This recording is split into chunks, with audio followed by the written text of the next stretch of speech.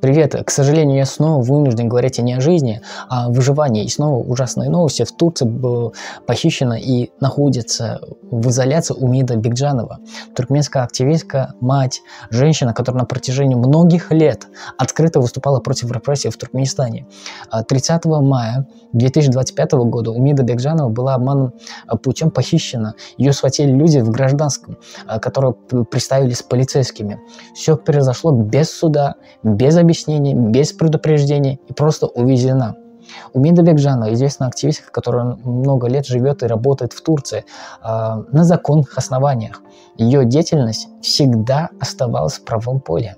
Она выступала с критикой туркменского правительства, освещала проблемы мигрантов, помогала нуждающимся, поддерживала людей, говорила о реальности, о той реальности, о которой нас приучили отводить глаза.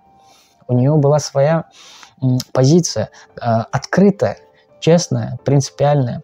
За это на ее давили туркменские спецслужбы, запугали ее, угрожали. А в Туркменистане был сфабрикован уголовный процесс против ее сына, который подверг пыткам. Ее саму не раз пытались сломать. Ее держали несколько часов в автобусе без связи с внешним миром.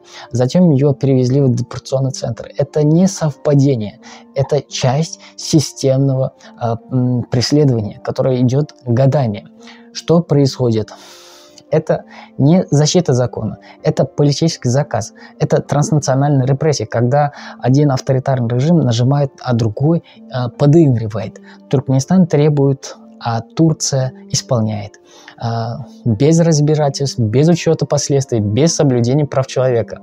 Это уже не отдельные случаи. Это системная зачистка. Это попытка уничтожить диаспору как источник независимого голоса. Это откровенно террор. Террор руками других государств при помощи дипломатического давления и коррупции. Поймите одно, это очень важно. Последствия есть. Если Умиду депортируют, ее посадят, могут избить, и она исчезнет. Так уже было. Туркменская тюрьма – это не просто стены, это отсутствие суда, медицины, прав и человеческого достоинства.